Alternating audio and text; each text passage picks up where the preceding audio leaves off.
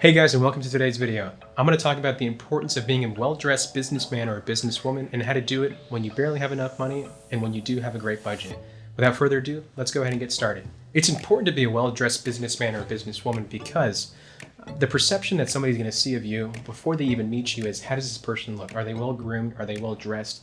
Because people want to do business with people that look healthy. It's natural. You don't want to walk into an interview with flip-flops and shorts, right? Because what kind of message are you portraying to your employer? If you're dressed in a polo, even if you're dressed in a polo sometimes, it's kind of down dressed. You want to make sure that you're dressed in a nice suit, or you're at least dressed in a polo, right? Because if you're wearing a t-shirt and jeans, the kind of message that you're portraying is, you're not really taking your job super seriously. And that's not to mean that, it's not to downplay people that, do wear that, but when you're in the service-based industry and you're selling software as a service, or if you're selling, web design or app development or these kinds of services, you want to be presentable and you want to be professional. And it also helps because it gives you a mindset of, I'm ready to tackle this day and I look good and I'm dressed well. If I'm dressed professionally, I'm going to act professionally, right? And it's a mentality thing.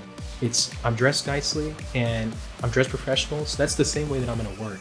People may have never ever met your company before or never even known what you do and want to do business with you just based off of how you look. So then you're asking, hey Tony, I don't have a giant budget to dress well. Well, look, budget is not the most important thing in fashion. Having a lot of money doesn't mean that you're going to dress well. My number one tip to those that want to dress well and don't have a giant budget is go to thrift stores, right? Go to their dress shirt section. Thrift stores have literally aisles and aisles of white men's dress shirts, right? The white shirt is the most versatile shirt that you can have. That should be where you start off first. And if not there, go to Walmart. You can get a nice looking dress shirt and pants.